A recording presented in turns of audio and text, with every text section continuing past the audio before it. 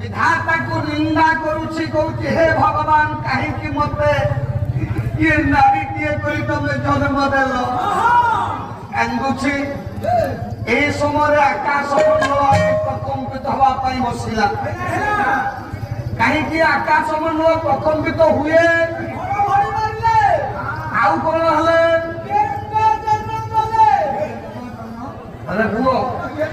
बेमजान जाऊनी कि घड़घड़ी मारूनी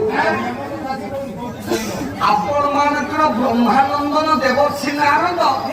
मनोदान बसी भगवान को नाम को भजन अर्चन कीर्तन करी आकाश मार्ग उड़ी जाऊछंती हे मोर धीमंत सामंत विचार करिबे महर्षि देवर्षि नारद मनोदान बसी भगवान को नाम को भजन अर्चन कीर्तन करी आकाश मंडल जीवा अवस्था देखा जाउछंती किमिति गैरिक सुंगे निघन कौशिक घन हेला प्राय जेमंते गैरिक कहला गिया आपण मानकर पर्वत शिखर नुआ मेघ उदय हेला सृष्टि हेला जेमिति देखा जाए देवर्षि नारदଙ୍କ ମସ୍ତକରେ ପାଚଲା କେଶ ଗୁଡ଼ିକ ସେମିତି ଦେଖାଯାଉଛି ବିନା ବାଦନ କରି ଦେवर्षि ଆଜ୍ଞା ଯାଉଛନ୍ତି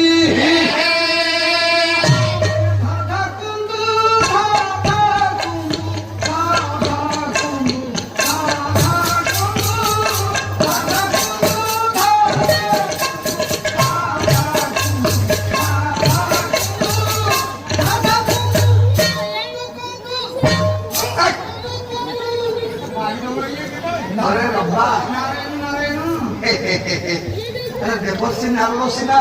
विभु नाम कौन उठिले धादा कुंड कहते आम चषा देवता भाषा ये देवता भाषा तुम बुझीपार ना ना धा धा नारायण को भजन अर्चन बंदन कीर्तन सामंते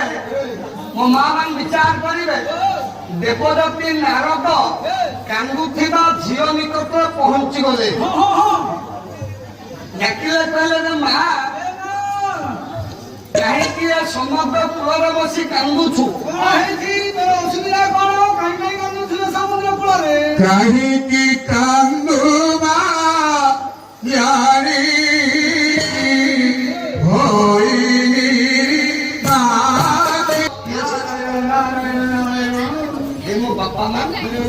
ज्ञानी मंडल विचार करेंगे देवदत्ती नारद कन्या पाखे पहुंची गले माँ कहीं समुद्र कूल एकाकी बस कांदुछु असुविधा कर मुझे देवर्षि नारद ब्रह्मांक नंदन कहले तो दुख समुद्र मारी दुर्गत करनी जल्दी विधवा भाता है कि सुभद्रा भाता है तथापि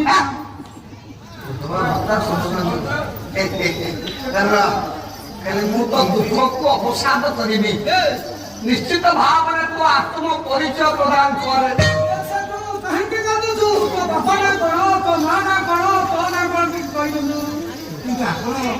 मत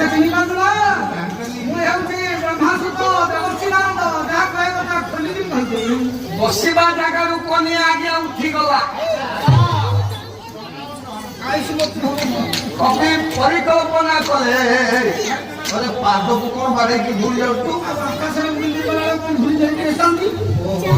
पाद को मारो ये केबे है नारद मुनि की कन्या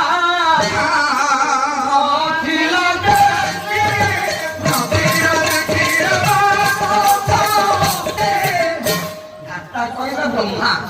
सुत कहले पुओ ब्रह्मांक पुओ नारद आसपास बाणी शुणी बसवा जगह ना झीटा उठिकी गला बात कहला हे देवर्षि कौन मो दुकान को खाली पिला दिन मो बापा को देखनी एकमात्र सहायक भाव मो बाप मो पाखरे थिला मो माँ ताकू किए छोड़े नहीं जाइए माँ किए कंगन कर तो बापा ना माँ ना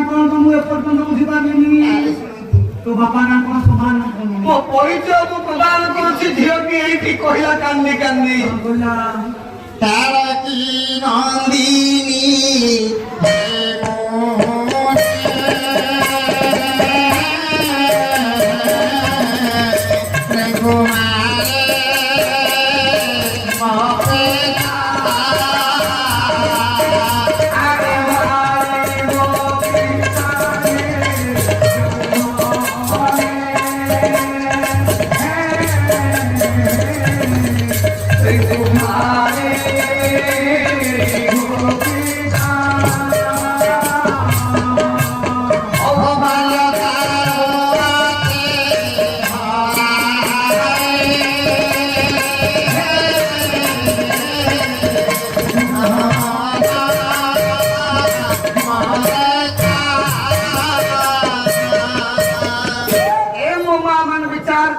କନିଆ କାନ୍ଦି କାନ୍ଦି କହିଲା ହେ ଦେବର୍ଷୀ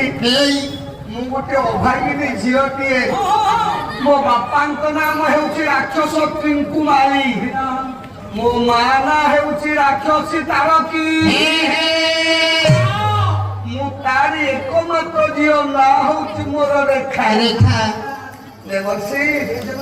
ମୁଁ ଆଜି କାନ୍ଦିବାର କାରଣ କଣ କହିବି ହେ ଦେବର୍ଷୀ ବାପାଟା ମୋର ପିଲାଦିନୁ ମରି ଯାଇଛନ୍ତି ମୋ ଅଜ୍ଞାତ ସମୟରେ ଆଶ୍ରିତ ଭାବରେ ମୋ ମା ମୋର ସମସ୍ତ ଯତ୍ନ ନେଉଥିଲା କାଲି ସନ୍ଧ୍ୟା ବେଳେ ମୋ ମାଟାକୁ କିଏ ମାରି ଦେଇ ସମୁଦ୍ର କୂଳରେ ପକେଇଛି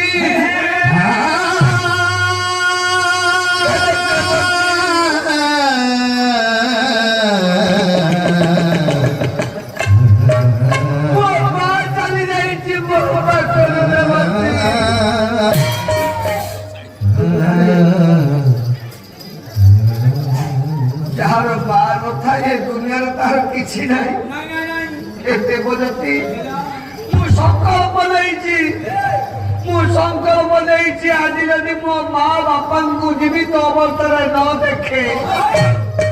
ଏ ସମଗ୍ର ଗର୍ଭକୁ ନେଇ ମୋ ଜୀବନକୁ ଝାସ ଦେବି